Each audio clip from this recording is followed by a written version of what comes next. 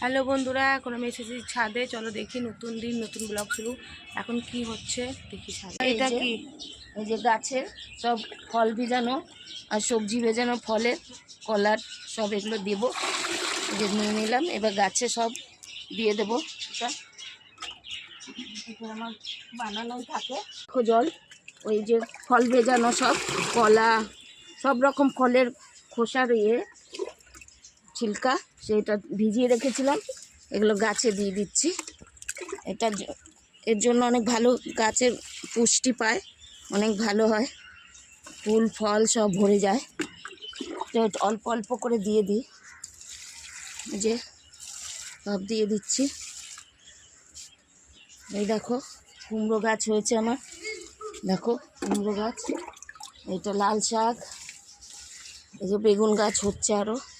আর এটা আমার চিপস দেখো শুকিয়ে গেছে, আবার উঠাবো জল দিয়ে।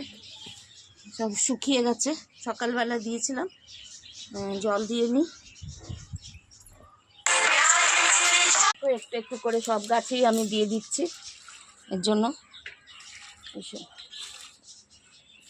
গাছে টমেটো দেখো সব পেকে গেছে, আর উঠিয়ে নেব।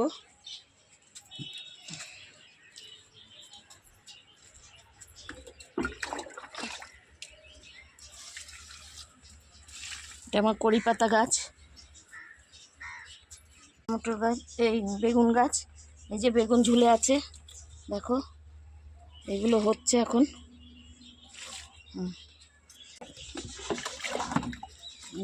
এইটাও টমেটো গাছ, দেখো কত টমেটো হয়েছে, দিয়ে দেবো। পেছনে ওটা হচ্ছে পেয়ারা গাছ, পেয়ারা গাছ কোনটা পড়েছে, এই যে পেয়ারা, এটা আমার জবা ফুল আছে, এটাও বেগুন। এই দেখো এখানে কলমি শাক হচ্ছে, যে শাক কলমি শাক হচ্ছে। এই এটা গাজর হচ্ছে, গাজরের ফুল বেরিয়ে গেছে, গাজর। আর এইটা তো বলেছি পালং শাকের বীজ বানাচ্ছি, পালং শাকের বীজ দেখো কত বড় বড় হয়ে গেছে। এগুলো সব উঠাবো, এগুলো শুকিয়ে আসছে, উঠিয়ে দেবো।